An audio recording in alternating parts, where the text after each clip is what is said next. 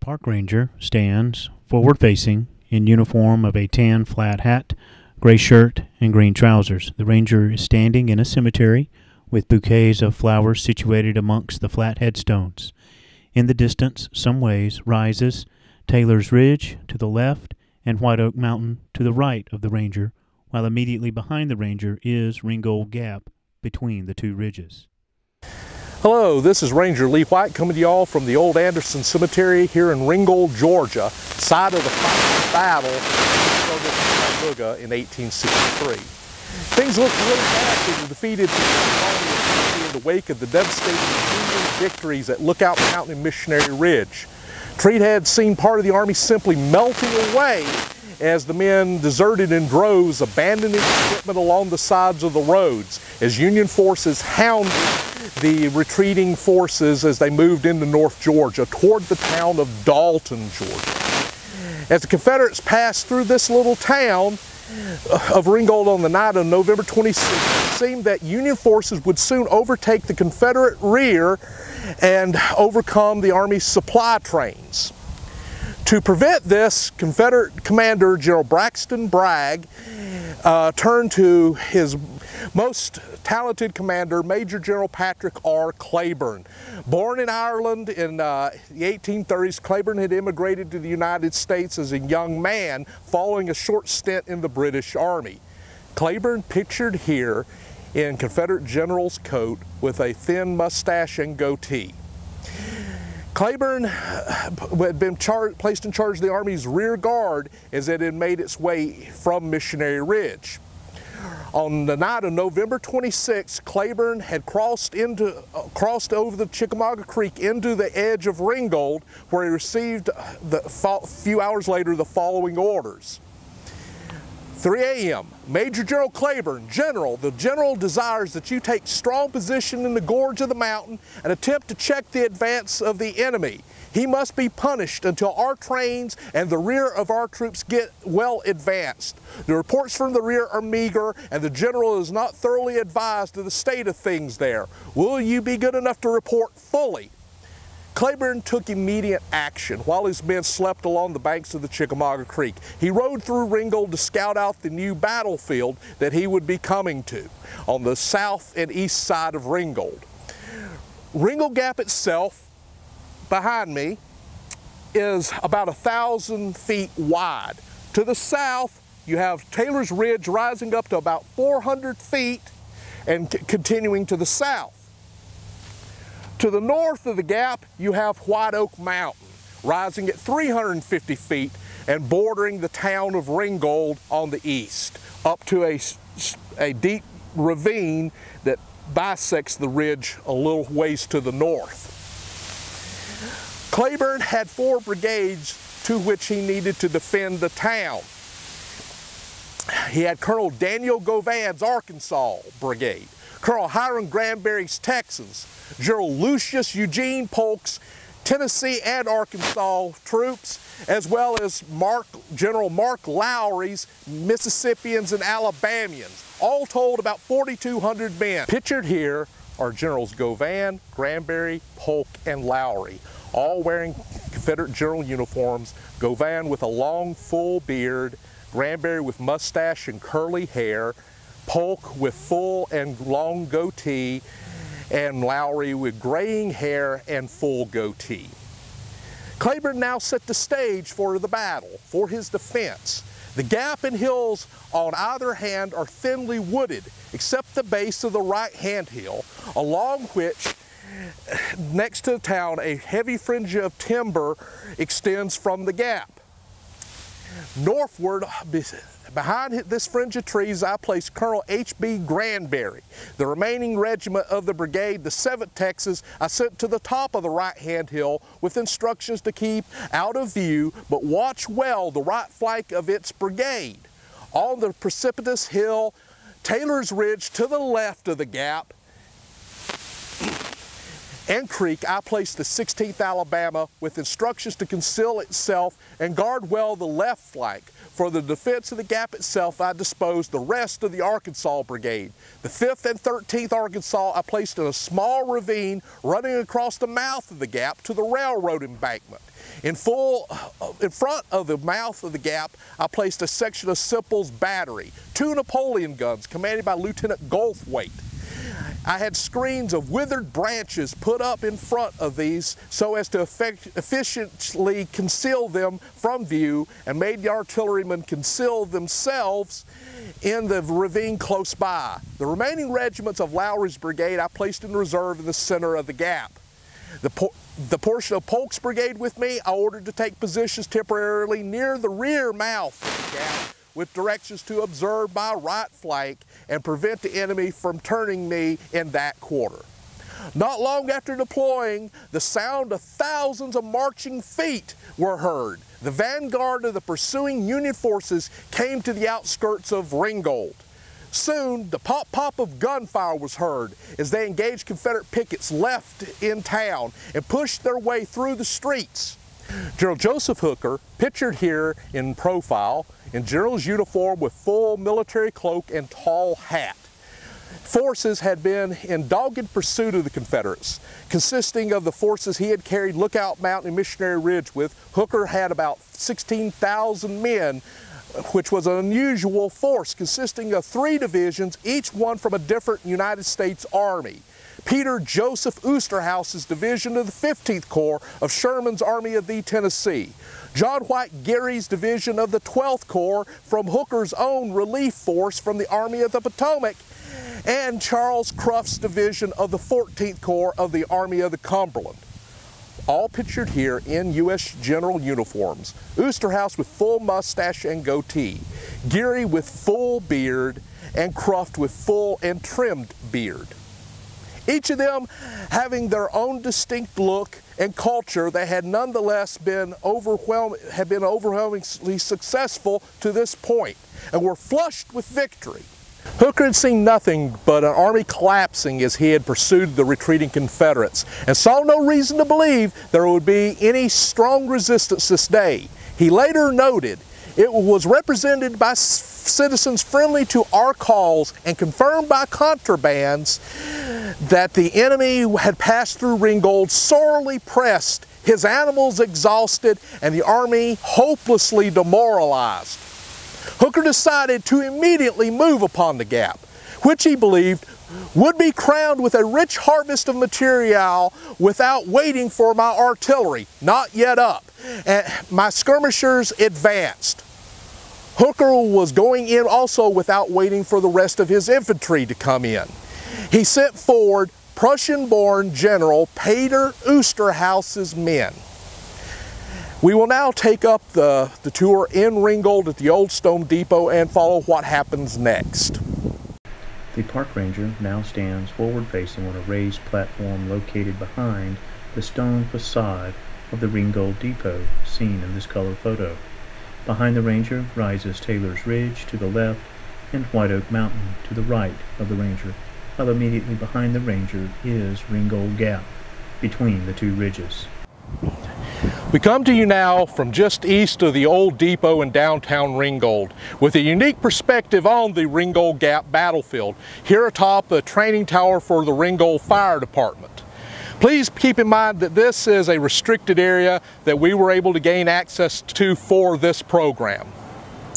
So from here, we can actually see into Ringgold Gap, there in the distance, and then here, rising up behind me along the slopes of White Oak Mountain. This would be the area where most of the fighting will occur in November of 1863. It will be from this vicinity that General Peter Oosterhouse moves forward his troops. His 1st Brigade, the leading brigade being that of Brigadier General Charles Woods, pictured here in Union General's uniform with full beard. Woods' men are going to initially move toward the gap and up the slopes here of White Oak Mountain, toward the gap and toward those slopes, unaware that in front of them were Confederate troops of Hiram Granberry's Texas Brigade, positioned about halfway up the mountain at what was then the edge of a strip of trees that ran from there to the top of the mountain. As the troops moved into the gap, though, being one regiment, the 13th Illinois Infantry, they're going to move forward into a prepared trap. One young Arkansan, P.D. Stevenson, remembered, the waiting before a battle. Men never get over it. The thrill of it, the tension of it. No matter how many battles they have been in, the keeping silent and holding our fire. Everything in the little valley was plain before our sight. The railroad running like an arrow from our feet, straight through it and to and through the village beyond. General Claiborne and an aide or so were hidden behind us. General Claiborne behind a tree, standing with field glasses watching. We're not to fire until he said so. As I lay in the gully, I took a look at him now and then, and I was looking at him when he gave the order to fire. He had allowed the head of the enemy's column to come within 100 feet or so of us. Indeed, it did not look more than that. On they came, down the railroad track, carelessly, no sign of seeing us or suspecting our presence. What a sight that was! What a moment! "Now then, boys, give it to 'em!" suddenly sang out Claiborne in his Irish brogue, jumping in the air and clapping his feet together. From that ravine and from the ridge went a roar and a flame and a torrent of deadly solid shot and canister and bullets full in the face of those men. They melted away like mist before the sun. The slaughter was fearful. The men of the 13th Illinois were on the receiving end of that blast.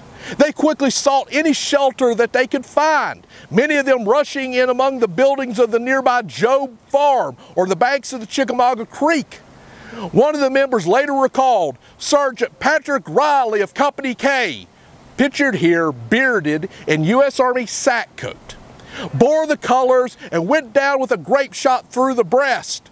His life's blood soaked the Stars and Stripes and stained most of its folds. Of course, the colors went down with the brave man, but did not remain long.